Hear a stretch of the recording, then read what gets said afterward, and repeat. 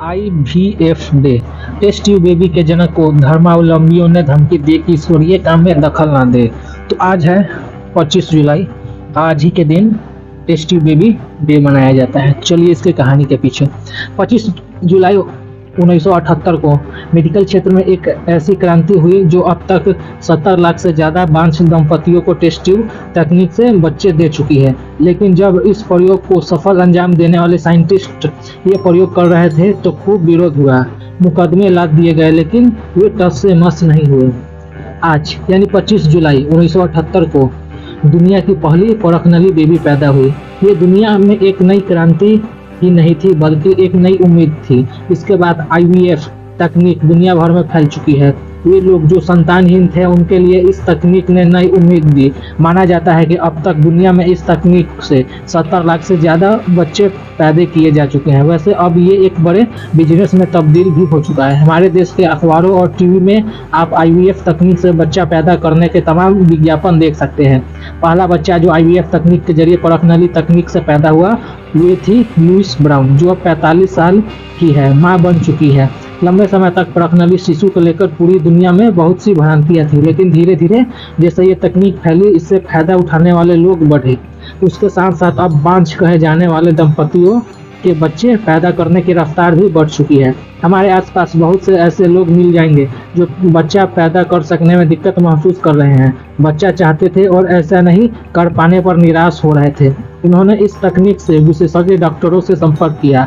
अब खुशी खुशी वे माँ बाप हैं। भारत में तो अब तक तकरीबन हर शहर में ऐसी क्लिनिक और डॉक्टर है जो सफलतापूर्वक परखनली शिशु को अंजाम दे रहे हैं। 32 साल बाद जाकर उस वैज्ञानिक को नोबेल मिला। तो चलिए जानते हैं। इस तकनीक के जन्मदाता थे ब्रिटिश वैज्ञानिक रॉबर्ट एडवर्ड्स, जिन्हें इस काम के लिए वर्ष 2010 को नोबेल पुरस्कार मिला। जब उन्हें नोबेल पुरस्कार मिला तब आखिर ये कहते थे कि इस तकनीक से दुनिया में तब तक 40 लाख बच्चे पैदा हो चुके हैं। आप कह सकते हैं कि उन्हें अपने सफल और क्रांतिकारी प्रयोग के करीब 32 साल बाद नोबेल पुरस्कार मिला। शायद देरी की वजह से नोबेल कमेटी का परंपरागत रवैया था।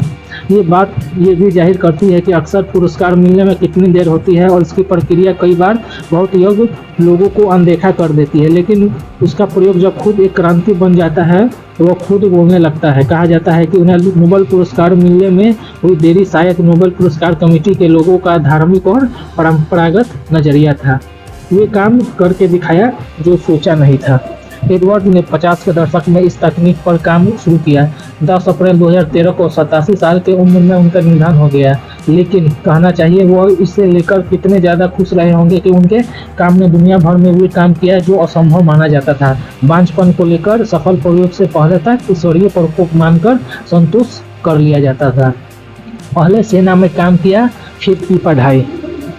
सर रॉबर्ट जेफरी एडवर्ड्स ने पहले ब्रिटिश आर्मी में काम किया और फिर अपनी बायोलॉजी की पढ़ाई पूरी की। पढ़ने में वो बहुत कुशाग्र थे। उन्होंने 50 के दशक में आखिर में ह्यूमन फर्टिलाइजेशन का अध्ययन शुरू किया। आखिरकार 1968 में वह अपनी सफलता के करीब पहुंच गए। प्रयोगशाला में मानव एक के जरिए फर्टिलाइजेशन कराया जा सकता है, यानी कि वे अपने प्रयोग में सफल रहे।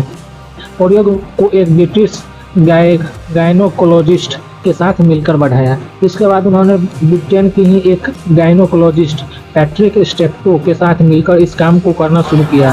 स्टेप्टो के साथ उन्होंने ये प्रक्रिया ईजाद की जिसके जरिए अंडाणु को शरीर के बाहर निषेचित करने के बाद गर्भाशय में प्रत्यारोपित कर दिया जाता है। स्टेप्टो का निर्धारण 1988 में हो गया। बहुत विरोध हुआ, रिसर्च के फंड रोक दिए गए।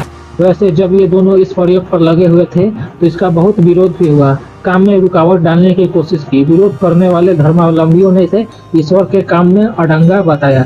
विरोध और दबाव इतना ज्यादा था कि मेडिकल रिसर्च काउंसिल ने उनके रिसर्च के लिए फंड देने से मना कर दिया। एक नहीं, उनके ऊपर कई मुकदमे भी कर दिए गए। रोमन कैथोलिक ईसाइयों की सर्वोच्च धार्मिक संस्था वेटिकन इसके अप्राकृतिक होने की वजह से इसके विरोधी रही। इसके अलावा कई लोग इस तकनीक का विरोध इसलिए भी करते हैं क्योंकि उन्हें लगता है कि माता पिता इसके जरिए अपने बच्चों को मनमाफिक गुण डलवा सकते हैं। 25 जुलाई 1978 को इतिहास रचा गया। न तो एडवर्ड्स अपने काम से टस से मस हुए और न ही उनकी सहायिका स्टेप्टो। 25 जुलाई 1978 को ठीक 11:47 पर ओल्ड होम के जनरल हॉस्पिटल में पहली टेस्ट ट्यूब बेबी पैदा हुई और चिकित्सा क्षेत्र में एक इतिहास रच दिया। आईवीएफ का फुल फॉर्म होता है इन विट्रो फर्टिलाइजेशन। इसका मतलब ये हुई कि बांझ दंपतियों को जिनके जीवन में असमान तरीके से बच्चा पैदा करने की कोई उम्मीद नहीं थी, वे इस तकनीक से बच्चा पैदा कर सकते थे। अपने क्लिनिक खोले, लोगों को ट्रेन किया। फिर एडवर्ड्स और स्टेप्टो ने मिलकर ब्राउन हॉल क्लिनिक खोली और इसके जरिए बांझ दंपतियों को बच्चा पैदा करने में मदद की, बल्कि नए स्पेशलिस्ट को ट्रेनिंग भी देना शुरू किया। पत्नी और परिवार। एडवर्ड्स की पत्नी रूथ फॉयलर एडवर्ड खुद साइंटिस्ट थी। वो नोबेल पुरस्कार विजेता अर्नेस्ट रदरफोर्ड की पोती थी। उनके पिता खुद बड़े भौतिक विज्ञानी थे। इस दंपति के 5 बेटियां थी और 12 नाती नतनी थी। एडवर्ड्स का निधन लंबी बीमारी के बाद कैम्ब्रिज में हुआ। जब उनका निधन हुआ तो कैम्ब्रिज यूनिवर्सिटी के प्रवक्ता ने कहा कि उनके दोस्त रवि और परिवार के लोग उन्हें याद करेंगे। पहली test tube baby Liz Brown ने उन्हें श्रद्धांजलि देते हुए कहा, उन्होंने दुनिया भर में लाखों परिवारों को बच्चे देकर उनके जीवन जीने को खुश किया। उसकी तुलना किसी भी चीज से नहीं की जा सकती है। क्या है आईवीएफ तकनीक? इस तकनीक का उपयोग ऐसी महिलाओं के लिए किया जाता है जो गर्भ धारण नहीं कर पाती। इस तकनीक में महिला के अंडाशय को और निषेचित अंडाणु को बाहर निकाला जाता है, फिर उसे परख नली में पुरुष के शुक्राणु से निषेचित कराया जाता है।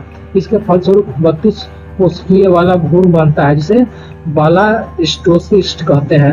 अब इसे पुनः महिला के गर्भाशय में प्रवेश करा दिया जाता है। आगे का विकास महिला के गर्भाशय में ही होता है। इस प्रकार एक शिशु का निर्माण होता है। यह करीब 1 महीने की प्रक्रिया होती है। तो आशा करता हूँ आपको टेस्ट ट्यूब बेबी के संबंध में पूरी जानकारी मिल गई होगी। अगर कोई बात हो तो आप कमेंट कर सकते हैं। तो मिलते हैं एक नए टॉपिक के साथ। अब तक आप इस चैनल को सब्सक्राइब करें।